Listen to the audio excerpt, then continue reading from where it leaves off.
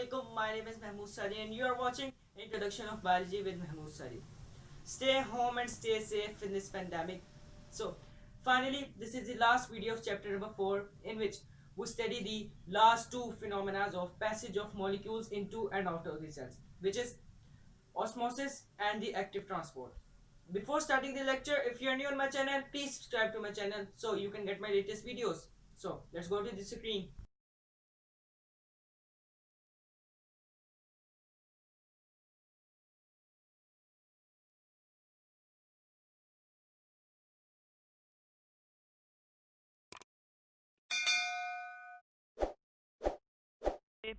First, we study about the osmosis. That what is osmosis? What is the definition of osmosis?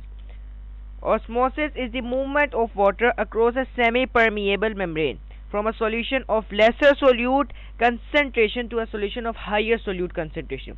It seems like the definition, but if you write the definition of diffusion in osmosis, then it considered wrong, because in diffusion we don't compare the solution, but in osmosis we compare the two solutions to check the in which solution solute is present in lesser or greater amount.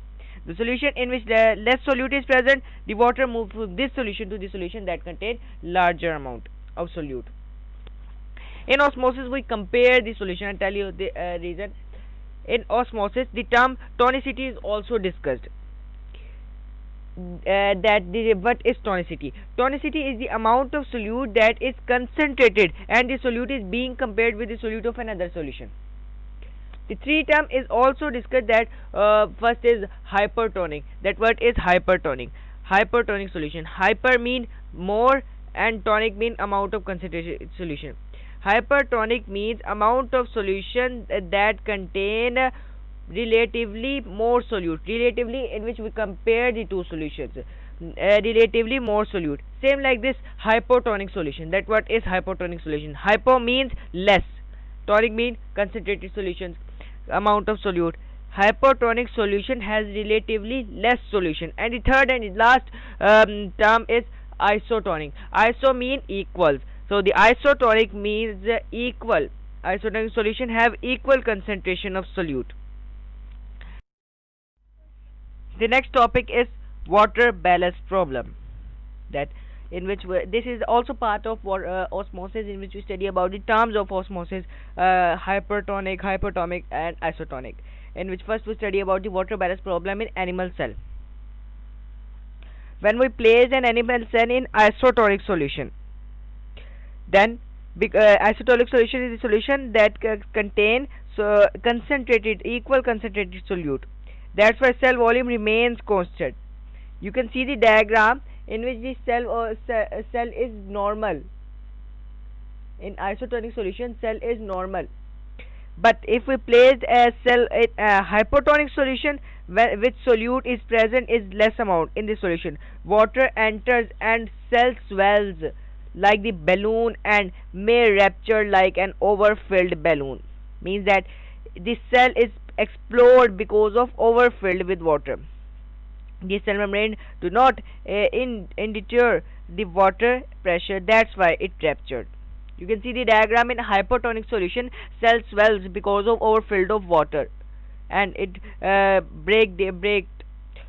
In if we place similarly the animal cell placed in hypertonic solution, means a solution that relatively contain more concentrated solution will lose water and will shrink in size. So in hypotonic solution, animal cell must have way to prevent excessive entry of water, and in hypotonic solution environment, seawater that must have way to prevent excessive loss of water. You can see the diagram that in hypertonic solution cell shrink in size. Now we study about the water balance problem in plant cell. First we study about the water balance problem in animal cell. Now we study about the water balance problem in plant cell. Water balance problem are some different from animal cell because of their rigid bodies. Means because it contains cell wall. Most of the cell live in hypotonic environment. As you can see the diagram of water balance problem in plant cell, the turgid. This is the turgid. This is the hypotonic environment in plant cell. There is low concentration of solute in extracellular fluid. What is extracellular fluid? This is the extracellular fluid. Outside of the cell is the extracellular fluid. than in cells.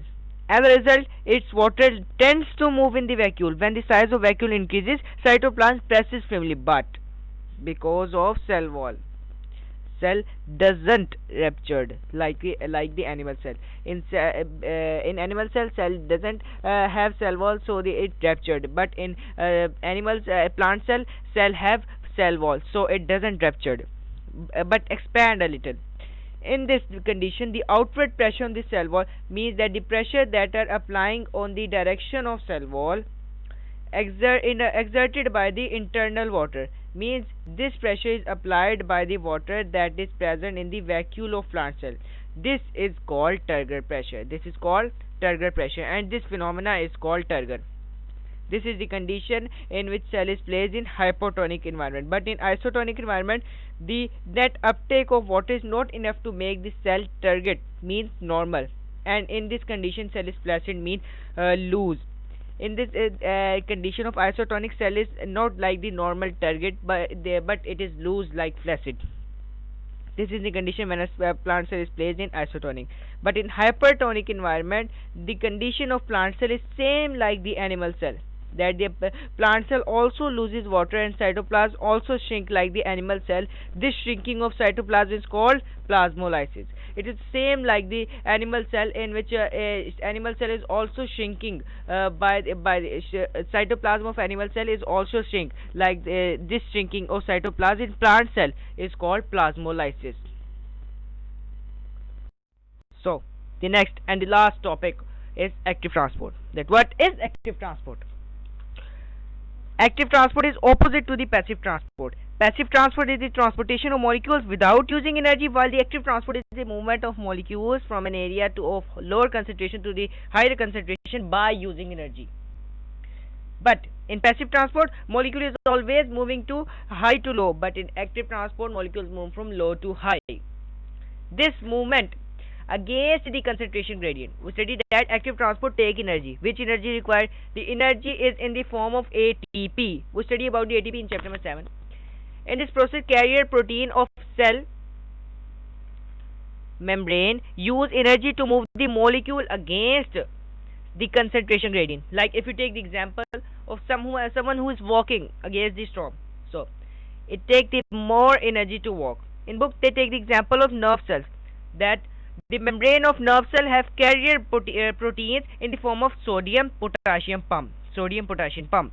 It means that the potassium is present in the larger amount of cell, and a smaller sodium is present in the smaller amount in the cell, and in outside sodium is present in the larger amount and the potassium is present in the smaller amount.